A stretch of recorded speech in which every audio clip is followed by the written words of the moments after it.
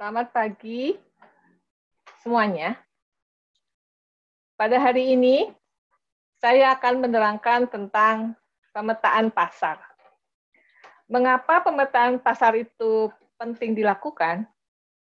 Pemetaan pasar penting dilakukan karena perusahaan itu akan dengan mudah menentukan target pasar dari produk yang diproduksinya. Apabila sudah ditentukan target pasarnya, maka produsen itu sendiri akan mudah menentukan strategi pemasarannya, sehingga pada akhirnya keuntungan yang besar yang akan didapat oleh perusahaan itu. Pemetaan pasar mengintegrasikan pendekatan dalam proses pengembangan pemasaran. Terdapat 3 hal yang menjadi tujuan dari pemetaan pasar sebagai upaya meningkatkan kinerja organisasi atau perusahaan untuk memperoleh perubahan yang spesifik, yaitu introspeksi, pemetaan proses pemasaran dan fitur produk, atau analisis fungsi yang dapat dilakukan dengan melakukan baseline terhadap informasi dan insight yang bersifat penting. Kedua, dilakukan riset pemasaran yang mendalam melalui pembuatan mental method terhadap kebutuhan konsumen dan market dynamics. Dan yang ketiga, melakukan executive brainstorming, market strategy analysis, dan decision making workshop. Langkah-langkah untuk melakukan pemetaan pasar, yang pertama adalah penilaian proses pemasaran saat ini. Mengumpulkan data internal terkait dengan fitur produk dan skop lini produk.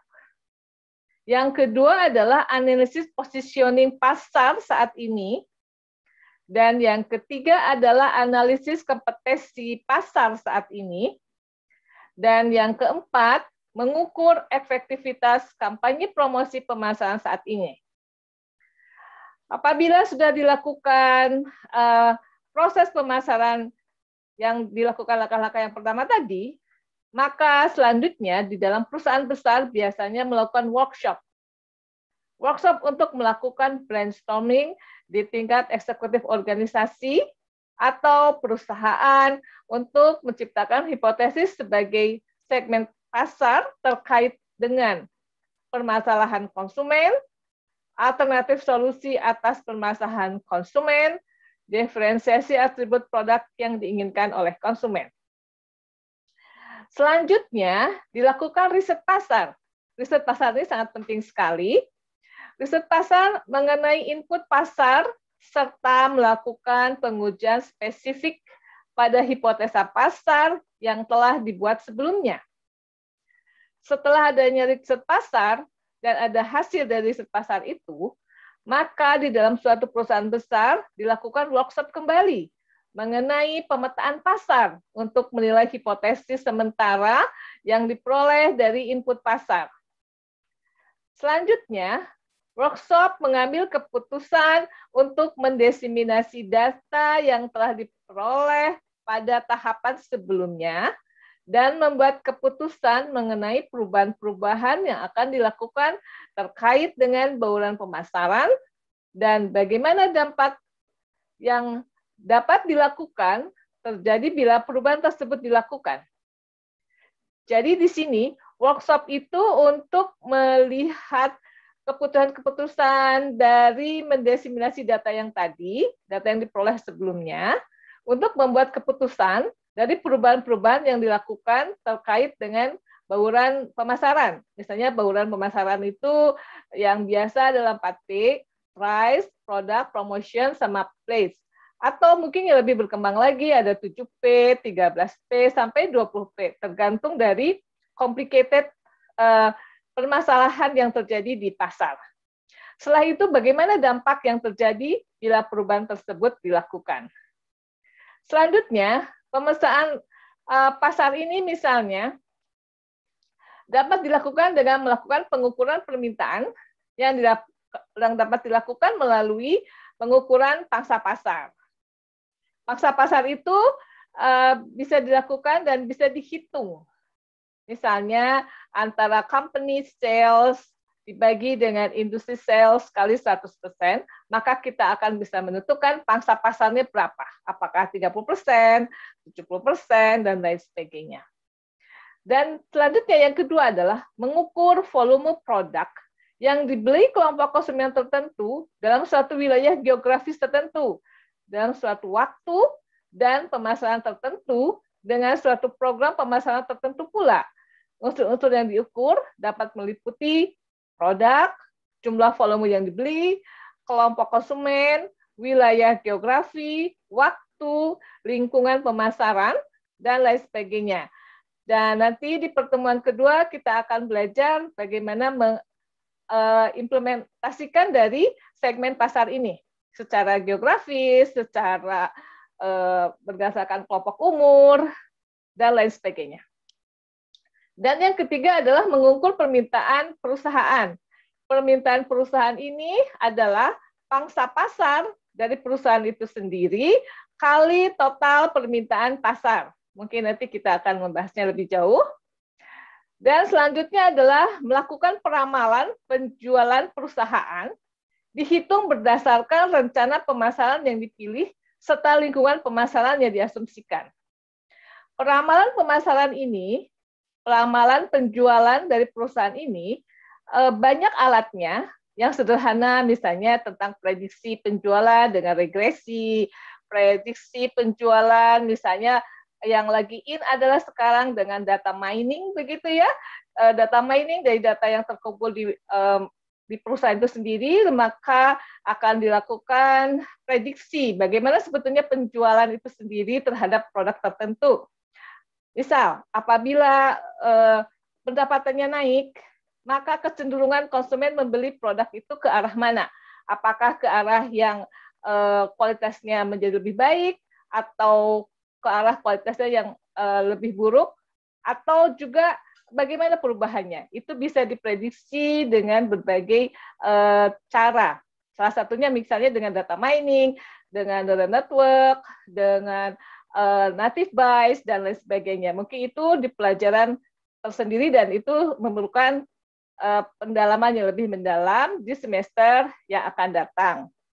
Selanjutnya adalah melakukan permintaan penawaran dan melakukan peramalan permintaan di masa depan. Dapat dilakukan melalui survei keinginan konsumen, melalui riset pasar tadi, lalu diskusi dengan staf penjualan, dan meminta pendapat para pemasar, itu sendiri bagaimana melakukan engagement dengan staf penjualan. Dan yang ketiga adalah melakukan diskusi kelompok, atau melalui gabungan estimasi individu dari para ahli. Jadi lebih ke expert judgment. Dan yang keempat adalah metode pengujian yang dilakukan melalui survei-survei konsumen tadi. Metodenya cukup banyak dan ada kaitannya juga dengan statistik, ada kaitannya juga dengan teknik informatika, dan lain sebagainya. Dan yang selanjutnya adalah melakukan analisis penjualan masa lalu. Itu barangkali sekilas tentang pemetaan pasar, apa yang akan kita pelajari di pemetaan pasar. Untuk selanjutnya, mari kita lihat di sini. Bentar.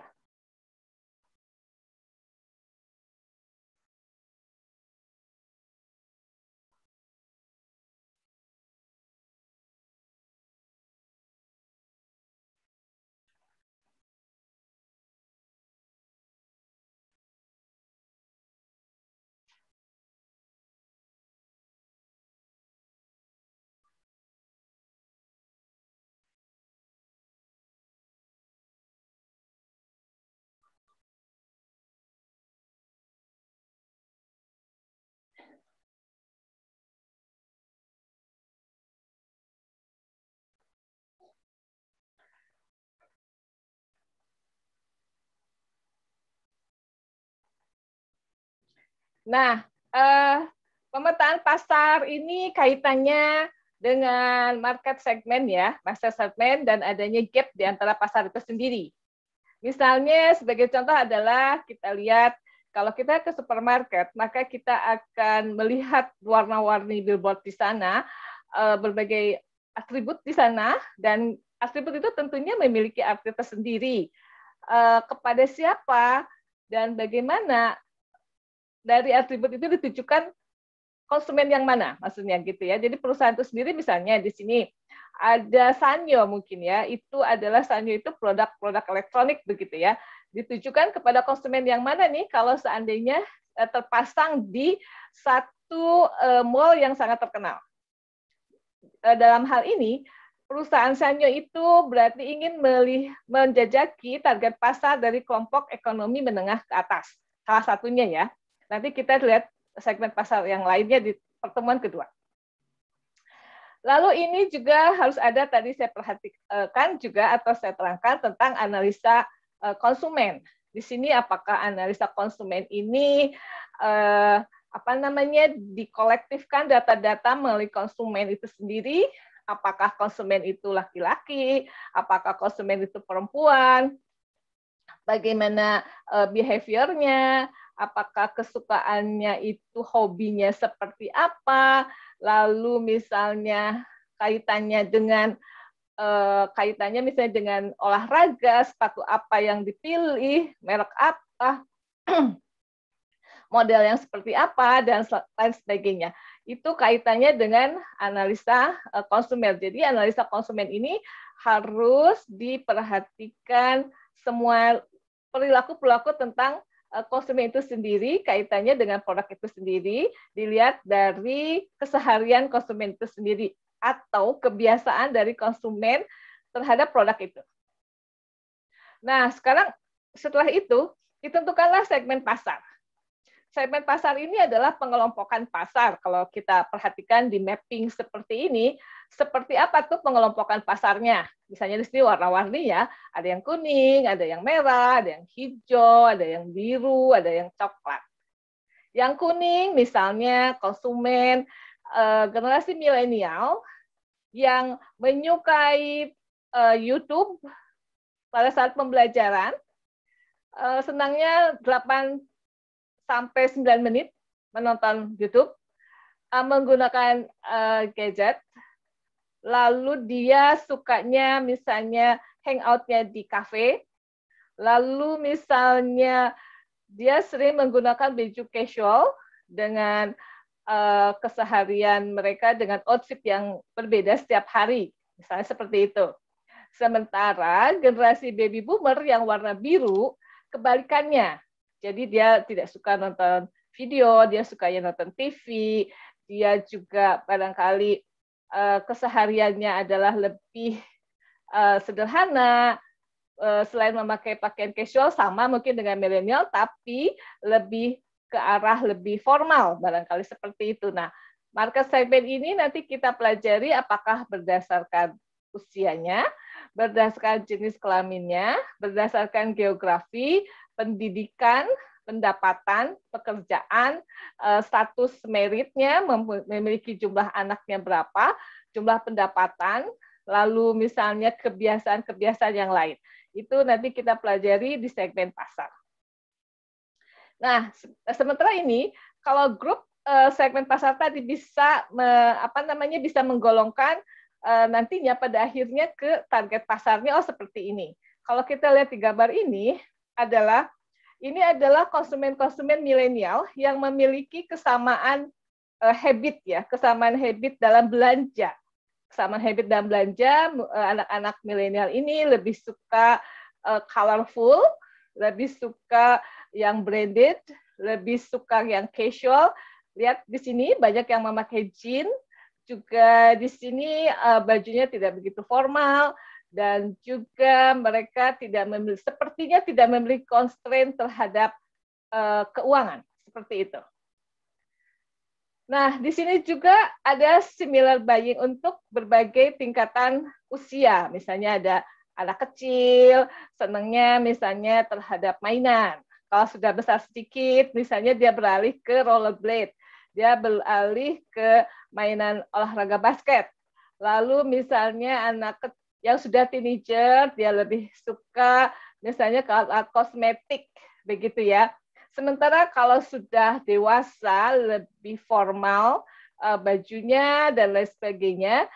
Tentunya berbeda juga dengan professional woman atau professional man, karena bajunya lebih formal begitu ya dibandingkan dengan yang woman tadi misalnya. Jadi kalau kita perhatikan mungkin di gambar ini yang woman ini lebih katakanlah artis, sementara yang profesional sebelah sini adalah eksekutif dari suatu perusahaan seperti itu.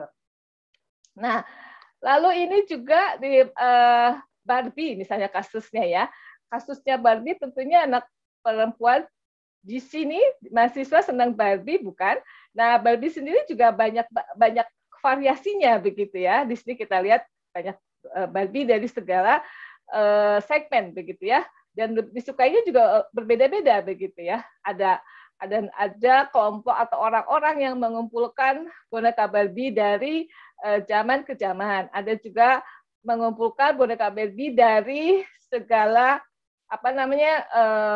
yang ditampilkan di dalam Barbie itu sendiri. Jadi di sini ada Barbie yang menggunakan baju yang untuk piknik, ada yang menggunakan bajunya untuk ke kantor, ada juga yang untuk pergi pesta, misalnya seperti itu. Nah, itu adalah kelompok-kelompok nanti kita akan bahas di dalam segmen pasar itu sendiri.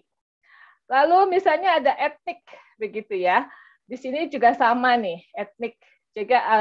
Jadi misalnya lebih ke etnik itu, misalnya ke kecenderungannya. Misalnya kalau di sini contohnya adalah seperti apa sih kecenderungan misalnya misalnya kalau kita lihat generasi baby boomer dan generasi milenial misalnya ya.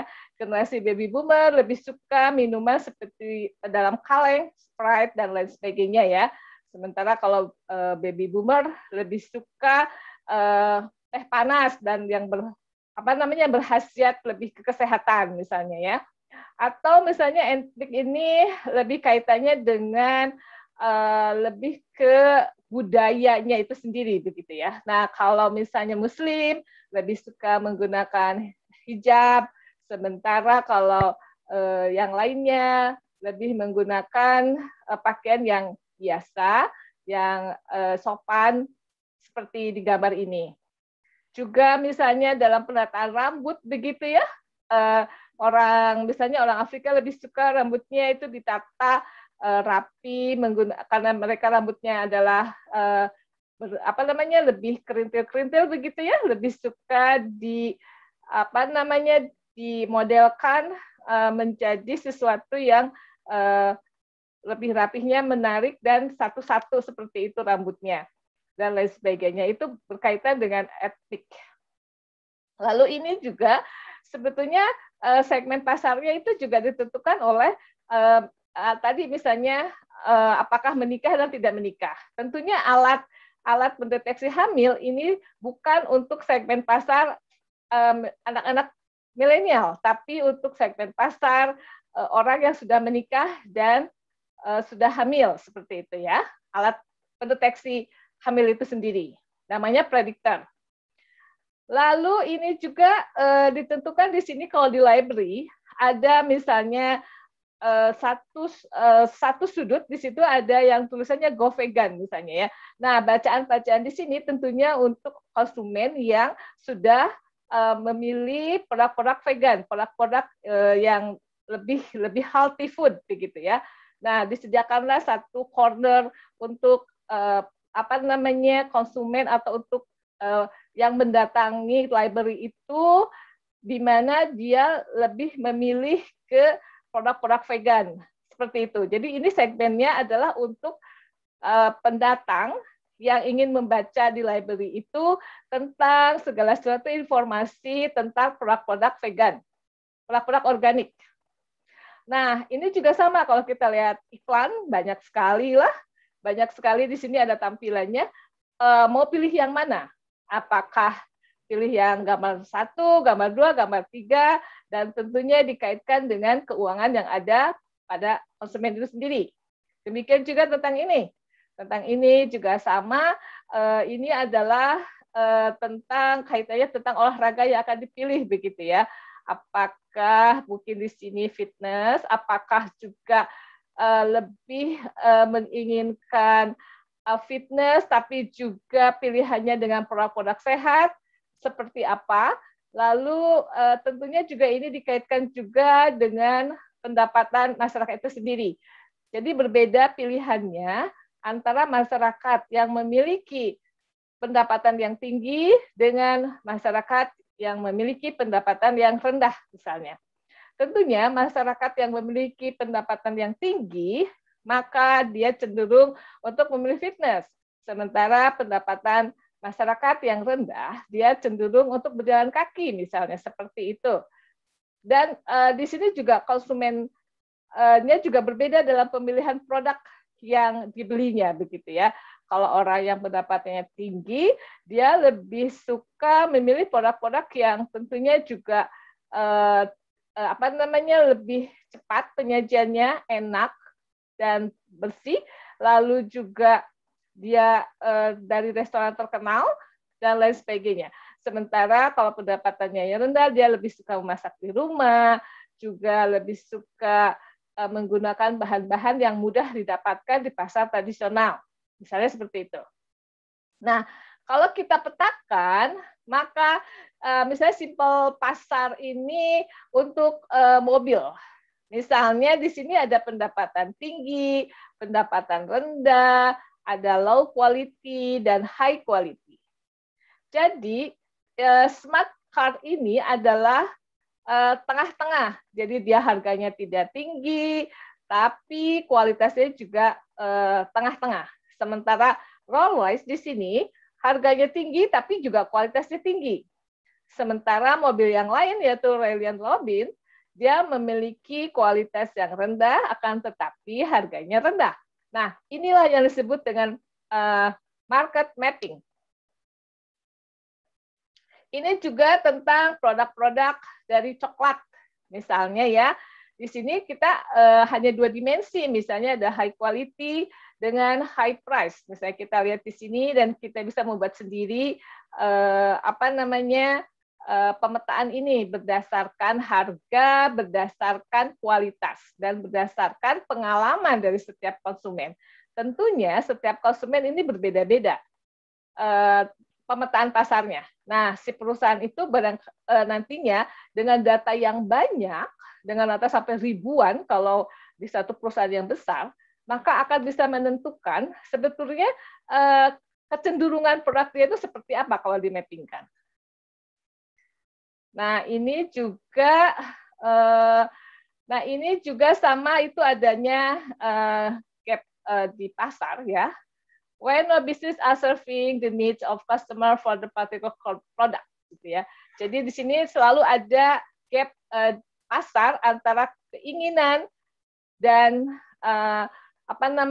produk yang di launching di perusahaan itu sendiri. Ini adalah ini adalah produk-produk dari burger, gitu ya, antara high quality dengan yang low price. Di sini ada gap tentunya di sini ya. Jadi tentunya ada gap di sini antara harapan dengan kenyataan, begitu ya. Harapannya sih konsumen itu maunya harganya rendah tapi kualitasnya bagus, begitu ya. Sementara si produsen menginginkan kualitasnya rendah tapi harganya tinggi, begitu. Nah, itu ada satu gap di situ. Nah, bagaimana mensinkronkan antara produsen dengan konsumen sehingga nantinya konsumen tidak kecewa dengan apa yang diusahakan oleh Burger King ini. Seperti itu, dengan produk-produk burger maksudnya. Ada suatu justifikasi bagaimana seharusnya ya, sehingga konsumen itu mau membeli, lalu dia itu merasa puas, dan setelah puas maka dia akan loyal. Seperti itu. Ini adalah tadi working market mapping, itu dari segi high sama low, antara high price dengan low price, high quality dengan low quality. Nah, di bawahnya adalah produk-produk itu sendiri, dari Aldi, Tesco, Marks and Spencer, Asda, Standby, Harrods, dan Spar, seperti itu ya. Harrods ini adalah toko terkenal di UK ya, yang memang produknya sangat-sangat berkualitas dan sangat branded begitu. Nah, ini adalah market mapping, salah satu exercise dari market mapping ini. Kebetulan ini dibaginya, misalnya ini berdasarkan sama high dan low quality, akan tetapi dibaginya berdasarkan ada berapa macam produk, ada 12 produk, maka dipetakanlah produk-produk yang menjadi saingannya di pasar. Nah, produk saya itu posisinya ada di mana ya? Sementara produk-produk pesaing kita itu seperti ini. Selanjutnya, kalau produk-produk pesaingnya adalah misalnya tadi kualitasnya rendah atau kualitasnya tinggi tapi harganya rendah, sementara posisi produk kita adalah harganya tinggi dan kualitasnya rendah, berarti apa yang harus kita lakukan sehingga kita bisa memenangkan persaingan di pasar. Seperti ini, barangkali high and price. Ini sebenarnya gampang saja sih, high price sama low quality dan lain sebagainya. Ini seperti yang tadi, seperti itu. Baik, demikian. Assalamualaikum warahmatullahi wabarakatuh.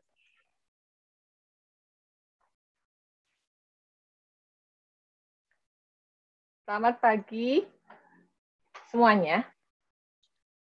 Pada hari ini, saya akan menerangkan tentang pemetaan pasar. Mengapa pemetaan pasar itu penting dilakukan? Pemetaan pasar penting dilakukan karena perusahaan itu akan dengan mudah menentukan target pasar dari produk yang diproduksinya. Apabila sudah ditentukan target pasarnya, maka produsen itu sendiri akan mudah menentukan strategi pemasarannya, sehingga pada akhirnya keuntungan yang besar yang akan didapat oleh perusahaan itu. Pemetaan pasar mengintegrasikan pendekatan dalam proses pengembangan pemasaran. Terdapat 3 hal yang menjadi tujuan dari pemetaan pasar sebagai upaya meningkatkan kinerja organisasi atau perusahaan untuk memperoleh perubahan yang spesifik, yaitu introspeksi, pemetaan proses pemasaran dan fitur produk, atau analisis fungsi yang dapat dilakukan dengan melakukan baseline terhadap informasi dan insight yang bersifat penting. Kedua, dilakukan riset pemasaran yang mendalam melalui pembuatan mental method terhadap kebutuhan konsumen dan market dynamics. Dan yang ketiga, melakukan executive brainstorming, market strategy analysis, dan decision making workshop. Langkah-langkah untuk melakukan pemetaan pasar, yang pertama adalah penilaian proses pemasaran saat ini. Mengumpulkan data internal terkait dengan fitur produk dan skop lini produk. Yang kedua adalah analisis positioning pasar saat ini. Dan yang ketiga adalah analisis kompetensi pasar saat ini. Dan yang keempat, mengukur efektivitas kampanye promosi pemasaran saat ini. Apabila sudah dilakukan proses pemasaran yang dilakukan langkah-langkah yang pertama tadi, maka selanjutnya di dalam perusahaan besar biasanya melakukan workshop. Workshop untuk melakukan brainstorming di tingkat eksekutif organisasi atau perusahaan untuk menciptakan hipotesis sebagai segmen pasar terkait dengan permasalahan konsumen, alternatif solusi atas permasalahan konsumen, diferensiasi atribut produk yang diinginkan oleh konsumen. Selanjutnya, dilakukan riset pasar. Riset pasar ini sangat penting sekali. Riset pasar mengenai input pasar serta melakukan pengujian spesifik pada hipotesa pasar yang telah dibuat sebelumnya. Setelah adanya riset pasar dan ada hasil dari riset pasar itu, maka di dalam suatu perusahaan besar dilakukan workshop kembali mengenai pemetaan pasar untuk menilai hipotesis sementara yang diperoleh dari input pasar. Selanjutnya, Workshop mengambil keputusan untuk mendiseminasi data yang telah diperoleh pada tahapan sebelumnya dan membuat keputusan mengenai perubahan-perubahan yang akan dilakukan terkait dengan bauran pemasaran dan bagaimana dampak yang dapat dilakukan terjadi bila perubahan tersebut dilakukan. Jadi di sini workshop itu untuk melihat keputusan-keputusan dari mendiseminasi data yang tadi, data yang diperoleh sebelumnya, untuk membuat keputusan dari perubahan-perubahan yang dilakukan terkait dengan bauran pemasaran. Misalnya bauran pemasaran itu yang biasa dalam 4P, price, product, promotion, sama place. Atau mungkin yang lebih berkembang lagi ada 7P, 13P, sampai 20P, tergantung dari complicated permasalahan yang terjadi di pasar. Setelah itu, bagaimana dampak yang terjadi bila perubahan tersebut dilakukan. Selanjutnya, pemetaan pasar ini misalnya dapat dilakukan dengan melakukan pengukuran permintaan yang dapat dilakukan melalui pengukuran pangsa pasar. Pangsa pasar itu bisa dilakukan dan bisa dihitung. Misalnya antara company sales dibagi dengan industri sales kali 100%, maka kita akan bisa menentukan pangsa pasarnya berapa. Apakah 30%, 70%, dan lain sebagainya. Dan selanjutnya yang kedua adalah mengukur volume produk yang dibeli kelompok konsumen tertentu dalam suatu wilayah geografis tertentu, dalam suatu waktu dan pemasaran tertentu dengan suatu program pemasaran tertentu pula. Unsur-unsur yang diukur dapat meliputi produk, jumlah volume yang dibeli, kelompok konsumen, wilayah geografi, waktu, lingkungan pemasaran, dan lain sebagainya. Dan nanti di pertemuan kedua kita akan belajar bagaimana mengimplementasikan dari segmen pasar ini secara geografis, secara berdasarkan kelompok umur, dan lain sebagainya. Dan yang ketiga adalah mengukur permintaan perusahaan. Permintaan perusahaan ini adalah pangsa pasar dari perusahaan itu sendiri kali total permintaan pasar. Mungkin nanti kita akan membahasnya lebih jauh. Dan selanjutnya adalah melakukan peramalan penjualan perusahaan, dihitung berdasarkan rencana pemasaran yang dipilih serta lingkungan pemasaran yang diasumsikan.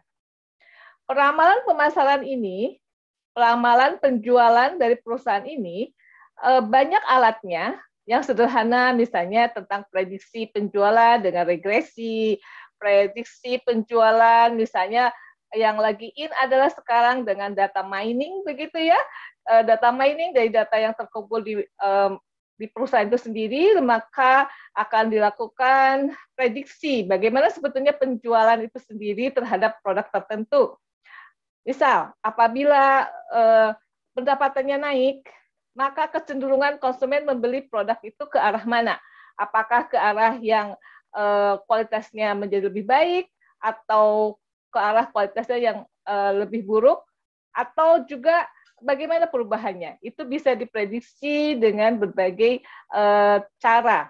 Salah satunya misalnya dengan data mining, dengan neural network, dengan native Bayes, dan lain sebagainya. Mungkin itu di pelajaran tersendiri dan itu memerlukan pendalaman yang lebih mendalam di semester yang akan datang.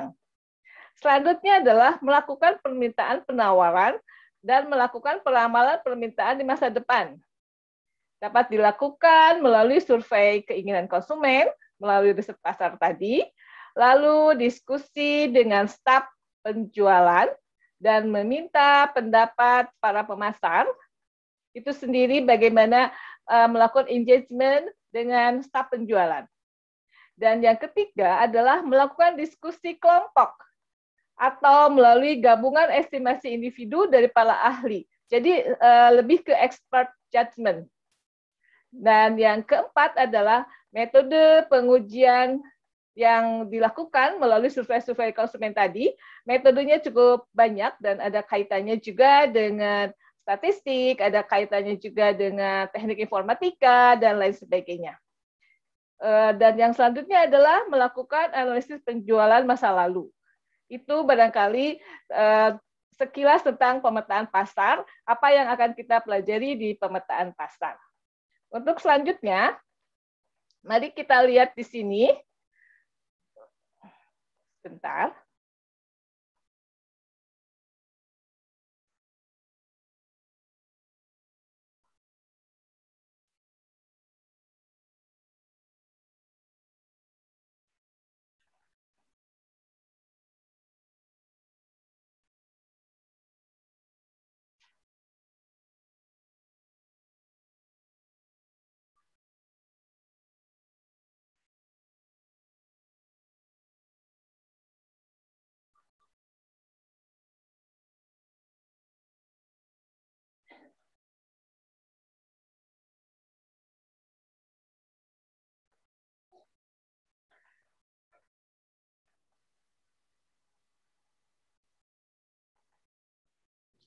Nah, pemetaan pasar ini kaitannya dengan market segment ya, market segment dan adanya gap di antara pasar itu sendiri.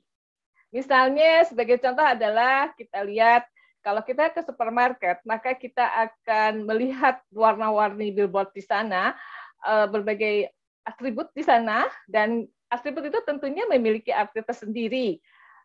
Kepada siapa dan bagaimana dari atribut itu ditujukan konsumen yang mana, maksudnya gitu ya. Jadi perusahaan itu sendiri misalnya di sini ada Sanyo mungkin ya, itu adalah Sanyo itu produk-produk elektronik begitu ya.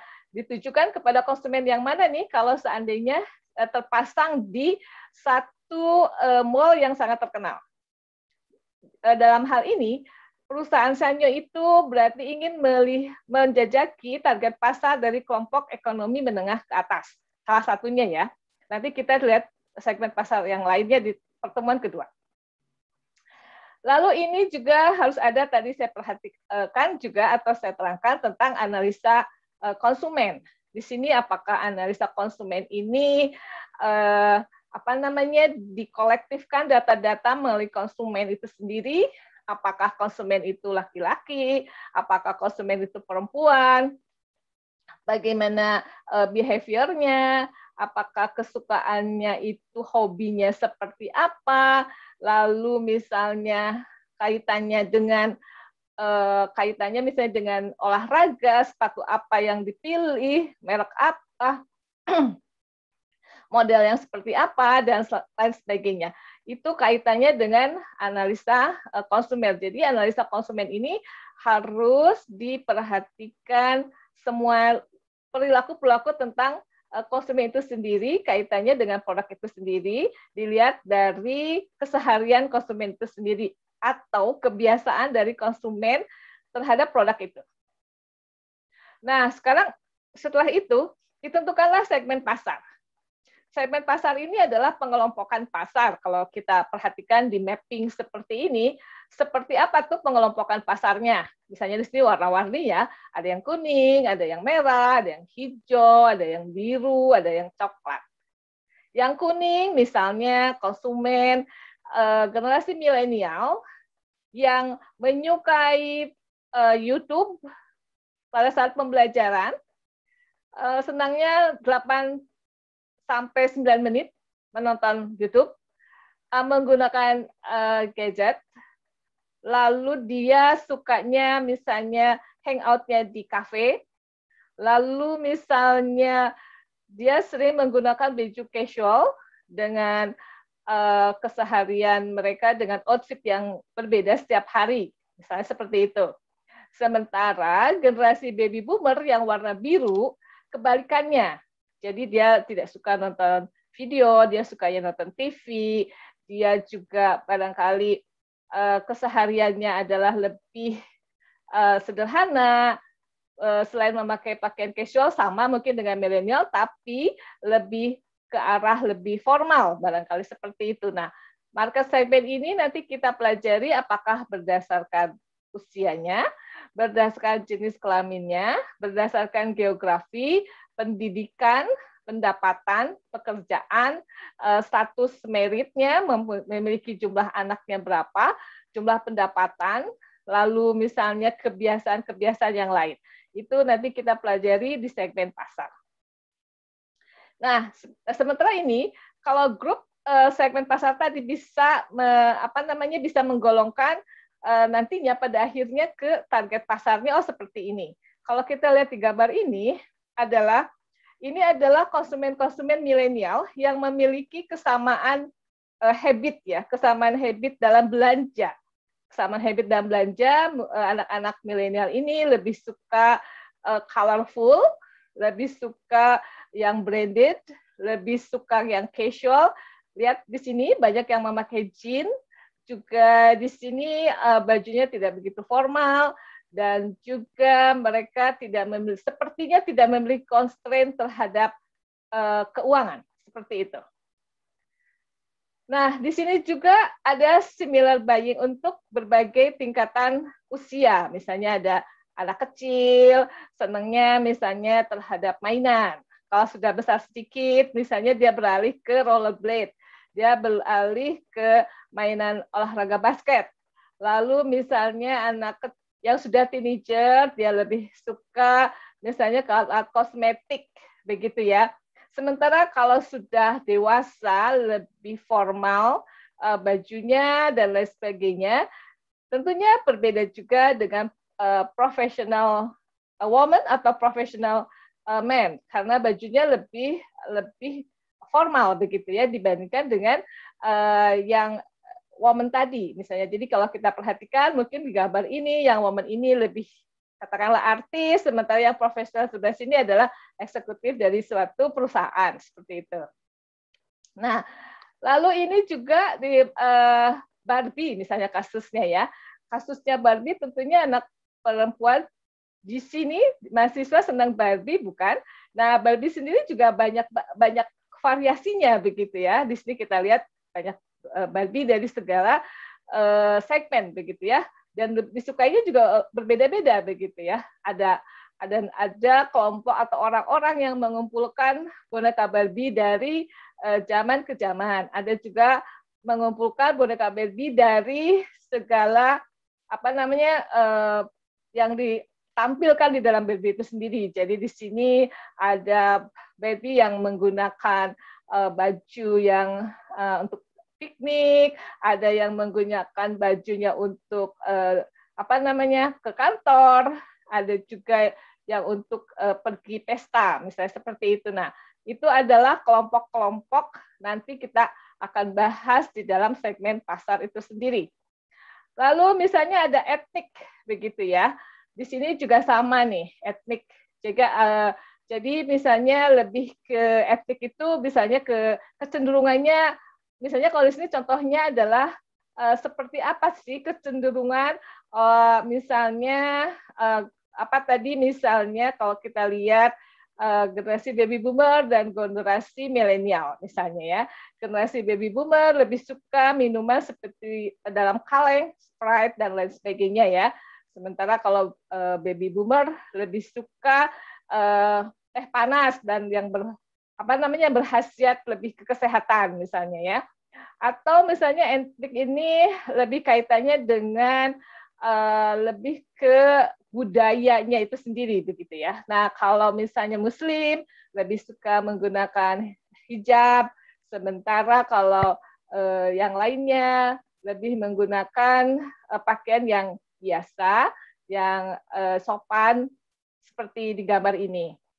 Juga misalnya dalam penataan rambut begitu ya. Misalnya orang Afrika lebih suka rambutnya itu ditata rapi, karena mereka rambutnya adalah lebih kerintil-kerintil begitu ya, lebih suka dimodelkan menjadi sesuatu yang lebih rapihnya, menarik dan satu-satu seperti itu rambutnya dan lain sebagainya. Itu berkaitan dengan etnik. Lalu ini juga sebetulnya segmen pasarnya itu juga ditentukan oleh tadi misalnya apakah menikah dan tidak menikah. Tentunya alat mendeteksi hamil ini bukan untuk segmen pasar anak-anak milenial, tapi untuk segmen pasar orang yang sudah menikah dan sudah hamil seperti itu ya. Alat pendeteksi hamil itu sendiri. Namanya prediktor. Lalu ini juga ditentukan di sini kalau di library ada misalnya satu sudut di situ ada yang tulisannya Go Vegan misalnya ya. Nah, bacaan-bacaan di sini tentunya untuk konsumen yang sudah memilih produk-produk vegan, produk-produk yang lebih healthy food begitu ya. Nah, disediakanlah satu corner untuk konsumen atau untuk yang mendatangi library itu di mana dia lebih memilih ke produk-produk vegan seperti itu. Jadi ini segmennya adalah untuk pendatang yang ingin membaca di library itu tentang segala sesuatu informasi tentang produk-produk vegan, produk-produk organik. Nah, ini juga sama kalau kita lihat iklan, banyak sekali lah. Banyak sekali di sini ada tampilannya. Mau pilih yang mana? Apakah pilih yang gambar 1, gambar 2, gambar 3, dan tentunya dikaitkan dengan keuangan yang ada pada konsumen itu sendiri. Demikian juga tentang ini. Tentang ini juga sama, ini adalah tentang kaitannya tentang olahraga yang akan dipilih begitu ya. Apakah mungkin di sini fitness, apakah juga lebih menginginkan fitness, tapi juga pilihannya dengan produk-produk sehat, seperti apa. Lalu tentunya juga ini dikaitkan juga dengan pendapatan masyarakat itu sendiri. Jadi berbeda pilihannya antara masyarakat yang memiliki pendapatan yang tinggi dengan masyarakat yang memiliki pendapatan yang rendah misalnya. Tentunya masyarakat yang memiliki pendapatan yang tinggi, maka dia cenderung untuk memilih fitness. Sementara pendapatan masyarakat yang rendah, dia cenderung untuk berjalan kaki misalnya seperti itu. Dan di sini juga konsumennya juga berbeda dalam pemilihan produk yang dibelinya begitu ya. Kalau orang yang pendapatannya tinggi, dia lebih suka memilih produk-produk yang tentunya juga lebih cepat penyajiannya, enak dan bersih. Lalu juga dia dari restoran terkenal dan lain sebagainya. Sementara kalau pendapatannya yang rendah, dia lebih suka memasak di rumah, juga lebih suka menggunakan bahan-bahan yang mudah didapatkan di pasar tradisional. Misalnya seperti itu. Nah, kalau kita petakan, maka misalnya simpel pasar ini untuk mobil. Misalnya di sini ada pendapatan tinggi, pendapatan rendah, ada low quality dan high quality. Jadi smart car ini adalah tengah-tengah. Jadi dia harganya tidak tinggi, tapi kualitasnya juga tengah-tengah. Sementara Rolls-Royce di sini harganya tinggi, tapi juga kualitasnya tinggi. Sementara mobil yang lain, yaitu Reliant Robin, dia memiliki kualitas yang rendah, akan tetapi harganya rendah. Nah, inilah yang disebut dengan market mapping. Ini juga tentang produk-produk dari coklat. Misalnya ya, di sini kita hanya 2 dimensi, misalnya ada high quality dengan high price. Misalnya kita lihat di sini dan kita bisa membuat sendiri pemetaan ini berdasarkan harga, berdasarkan kualitas, dan berdasarkan pengalaman dari setiap konsumen. Tentunya setiap konsumen ini berbeda-beda pemetaan pasarnya. Nah, si perusahaan itu nantinya dengan data yang banyak, dengan data sampai ribuan kalau di satu perusahaan yang besar, maka akan bisa menentukan sebetulnya kecenderungan produknya itu seperti apa kalau dimappingkan. Nah, ini juga sama itu adanya gap di pasar ya. When a business are serving the needs of customer for the particular product, gitu ya. Jadi di sini selalu ada gap pasar antara keinginan dan produk yang di-launching di perusahaan itu sendiri. Ini adalah ini adalah produk-produk dari burger, gitu ya. antara high quality dengan yang low price. Di sini ada gap tentunya di sini ya. Jadi tentunya ada gap di sini antara harapan dengan kenyataan, begitu ya. Harapannya sih konsumen itu maunya harganya rendah tapi kualitasnya bagus, begitu ya. Sementara si produsen menginginkan kualitasnya rendah tapi harganya tinggi, begitu. Nah, itu ada satu gap di situ. Nah, bagaimana mensinkronkan antara produsen dengan konsumen sehingga nantinya konsumen tidak kecewa dengan apa yang diusahakan oleh Burger King ini. Seperti itu. Dengan produk-produk burger maksudnya. Ada suatu justifikasi bagaimana seharusnya ya, sehingga konsumen itu mau membeli, lalu dia itu merasa puas, dan setelah puas maka dia akan loyal. Seperti itu. Ini adalah tadi working market mapping, itu dari segi high sama low, antara high price dengan low price, high quality dengan low quality. Nah, di bawahnya adalah produk-produk itu sendiri dari Aldi, Tesco, Marks and Spencer, Asda, Standby, Harrods, dan Spar. Seperti itu ya. Harrods ini adalah toko terkenal di UK ya, yang memang produknya sangat-sangat berkualitas dan sangat branded begitu. Nah, ini adalah market mapping, salah satu exercise dari market mapping ini. Kebetulan ini dibaginya, misalnya ini berdasarkan sama high dan low quality, akan tetapi dibaginya berdasarkan ada berapa macam produk, ada 12 produk, maka dipetakanlah produk-produk yang menjadi saingannya di pasar. Nah, produk saya itu posisinya ada di mana ya? Sementara produk-produk pesaing kita itu seperti ini. Selanjutnya, kalau produk-produk pesaingnya adalah misalnya tadi kualitasnya rendah atau kualitasnya tinggi tapi harganya rendah, sementara posisi produk kita adalah harganya tinggi dan kualitasnya rendah, berarti apa yang harus kita lakukan sehingga kita bisa memenangkan persaingan di pasar. Seperti ini, barangkali high and price. Ini sebenarnya gampang saja sih, high price sama low quality dan lain sebagainya. Ini seperti yang tadi, seperti itu. Baik, demikian. Assalamualaikum warahmatullahi wabarakatuh.